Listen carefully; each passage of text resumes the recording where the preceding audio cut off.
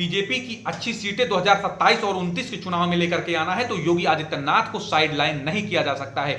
यदि योगी आदित्यनाथ को साइडलाइन किया गया तो कहीं ना कहीं बीजेपी छिन्न भिन्न हो सकती है। अमित शाह और प्रधानमंत्री मोदी ये जान चुके हैं कि अब लखनऊ में तबादला करना मुमकिन ही नहीं नामुमकिन सा हो गया है।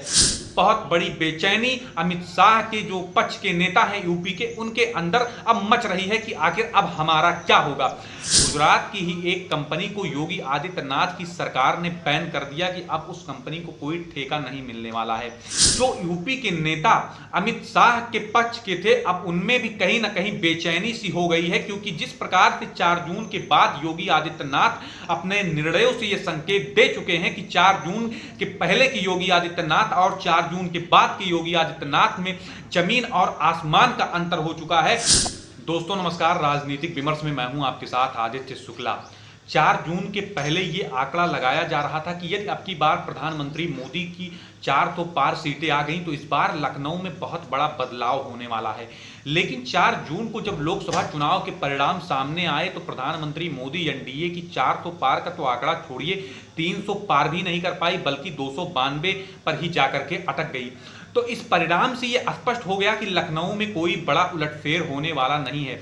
बल्कि यदि आप लखनऊ की पूरे क्रियाकलाप को देखेंगे 4 जून के बाद, तो लखनऊ में मुख्यमंत्री योगी आदित्यनाथ लगातार मजबूत होते दिख रहे हैं।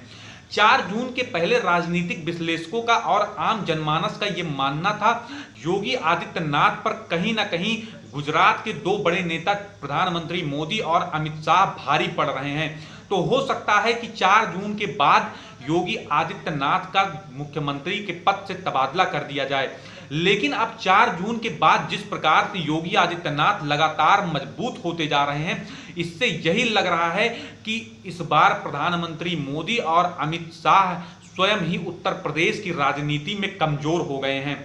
क्योंकि जिस प्रकार से योगी आदित्यनाथ लगातार अपने अनुसार निर्णय पर निर्णय लिए जा रहे हैं, उससे कहीं ना कहीं अमित शाह और प्रधानमंत्री मोदी ये जान चुके हैं कि अब लखनऊ में तबादला करना मुमकिन ही नहीं नामुमकिन सा हो गया है।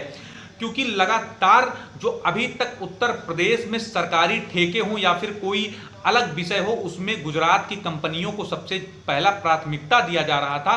तो वहीं पर अभी हाल ही में हफ्ते भर पहले गुजरात की ही एक कंपनी को योगी आदित्यनाथ की सरकार ने बैन कर दिया कि अब उस कंपनी को कोई ठेका नहीं मिलने वाला है। तो अभी हम कल की ही बात कर लेते हैं, जब कल उत्तर प्रदेश के मुख्य सचिव का चयन हुआ। अभी तक उत्तर प्रदेश के चीफ सेक्रेटरी के पद पर दुर्गा शंकर मिश्र तैनात थे, जो कि वो अमित शाह और प्रधानमंत्री मोदी के खासम खास बताए जाते हैं वरिष्ठ पत्रकारों के द्वारा कि उनका दिल्ली लॉबी में एक अच्छी पैठ और एक अच्छा तालमेल है और वो प्रधानमंत्री मोदी और अमित शाह के खास होने के नाते लगातार उन्हें एक्सटेंशन मिल रहा था। तो उम्मीद इस बार भी थी कि उनका कार्यकाल का विस्तार इस बार भी किया जाएगा। लेकिन 4 जून के बाद जैसे ही दुर्गा शंकर मिश्र का कार्यकाल पूरा होता है, उन्हें एक्सटेंशन के बजाय उस पद से मुक्त कर दिया जाता है और उनकी जगह पर जिस व्यक्ति का चयन होता है, प्रशासनिक अधिकारी मनोज कुमार सिंह का चयन होता है। ये वही मनोज कुमार सिंह हैं जो योगी आदित्यनाथ के सबसे खासम खास बताए जाते हैं, इतने विश्वसनीय व्यक्ति हैं। चूंकि 2024 लोकसभा चुनाव परिणाम के नतीजे के बाद जो यूपी के नेता अमित शाह के पक्ष के थे, अब उनमें भी कहीं ना कहीं बेचैनी सी हो गई है। क्योंकि जिस प्रकार से 4 जून के बाद योगी आदित्यनाथ अपने निर्णयों से ये संकेत दे चुके हैं कि 4 जून के पहले की योगी आदित्यनाथ और 4 जून के बाद के योगी आदित्यनाथ में जमीन और आसमान का अंतर हो चुका है और अब काफी ज्यादा मजबूत हो चुके हैं। तो कहीं ना कहीं बहुत बड़ी बेचैनी अमित शाह के जो पक्ष के नेता हैं यूपी के, उनके अंदर अब मच रही है कि आखिर अब हमारा क्या होगा। क्योंकि किसी भी प्रशासनिक अधिकारी डीएम एसडीएम के तबादले से संबंधित कोई भी निर्णय हो, वो कोई डिप्टी सीएम और कोई मंत्री के इशारे पर नहीं, बल्कि अब केवल मुख्यमंत्री योगी आदित्यनाथ के इशारे पर होना है। क्योंकि इस बार जो लोकसभा चुनाव के परिणाम के नतीजे आए हैं, जो बीजेपी यूपी में 75 का ख्वाब देख रही थी, वो 33 पर आकर के अटक गई। तो इसकी जिम्मेदारी इस जो कह सकते हैं कि एक हम कह सकते हैं कि हार का सामना जो करना पड़ा यूपी में, उसकी जिम्मेदारी कहीं ना कहीं अमित शाह और प्रधानमंत्री मोदी की ही मानी जा रही है। क्योंकि राजनीतिक विश्लेषकों वरिष्ठ पत्रकारों का मानना है कि अब की बार लोकसभा चुनाव के टिकट बंटवारे में योगी आदित्यनाथ की बहुत ज्यादा चली नहीं। पूरी रणनीति दिल्ली से सेट हो रही थी कि किसको टिकट देना है, किसको टिकट नहीं देना है। वो पूरा अमित शाह और प्रधानमंत्री मोदी के इशारे पर हो रहा था। तो इसलिए अब की बार हार की जिम्मेदारी भी अमित शाह और प्रधानमंत्री मोदी के सिरे पर उत्तर प्रदेश का जाता है।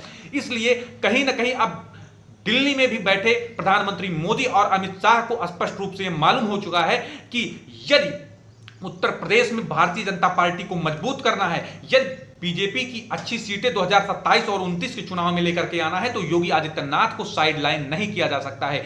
यदि योगी आदित्यनाथ को साइड लाइन किया गया तो कहीं ना कहीं बीजेपी छिन्न भिन्न हो सकती है। क्योंकि इस बार चुनाव के दौरान पश्चिमी उत्तर प्रदेश में ये नारे भी लग रहे थे, क्योंकि यदि योगी आदित्यनाथ को बचाना है तो प्रधानमंत्री मोदी को हराना है। इस बात को पूरी तरीके से बीजेपी समझ चुकी है कि योगी आदित्यनाथ को हटाना इतना आसान नहीं। और अब तो 4 जून के परिणाम के नतीजे के बाद ये कह सकते हैं कि योगी आदित्यनाथ को 2027 तक किसी भी कीमत पर नहीं हटाया जा सकता है।